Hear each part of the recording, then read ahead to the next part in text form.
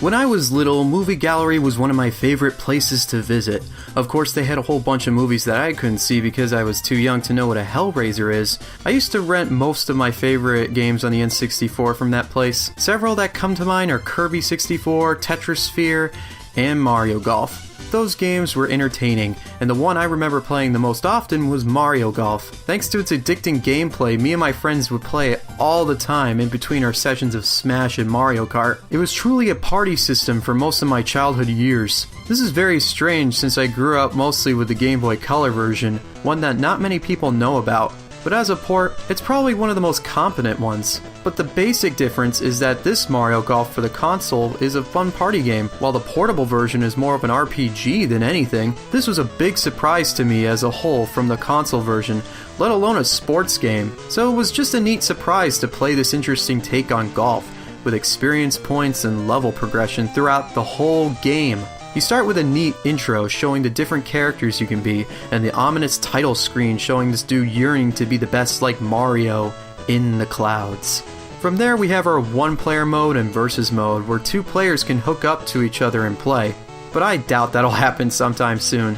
And why do I want to do that when the console version offered me so much more? Instead, let's do the one reason to play this version, the single player mode. From here, your journey begins to be the best golfer possible by selecting a character and types of golf preferences. From there, you're let loose in the open golf world. You can go around the club, talk to people for tips, and head to the various putting and driving ranges to accept challenges and practice. Then once you feel ready, you can enter the club tournament. Gameplay is similar to the console version, and it's very clear cut on planning out and executing your swing. Winds are still a bitch to deal with though, and terrain is just as important to consider, but it feels so rewarding when you finally sink in that birdie or eagle or hole-in-one, whatever. It's just a great feeling after going through all that hell. And of course, if you make a mistake, you can always save and come back to where you started from in the previous hole, making it less punishing, just like in the N64 version. And that's what the gameplay feels like. They simplified the look, but still managed to keep the depth that Mario Golf had on the Game Boy Color. But having a neat RPG mechanic can go a long way to make it unique instead of its party-centric counterpart.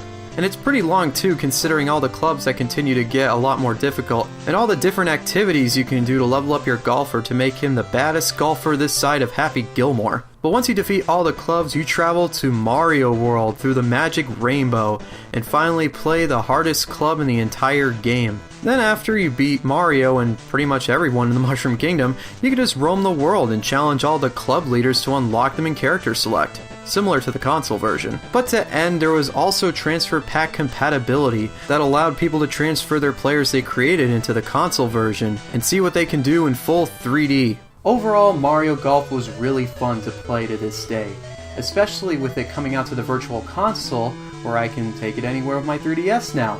Eventually they did make a sequel to Mario Golf called Toadstool Tour, but I never played it, and I heard about the Game Boy Advance version being similar to that, but I heard mixed things about it, but maybe I'll do a video on it eventually. But I'll fondly remember Mario Golf as being one of those games that was truly unique in my collection other than Pokemon and Link's Awakening. And now that it's on the 3DS, new players can enjoy it too. So, without a doubt, I give Mario Golf a buy it from me.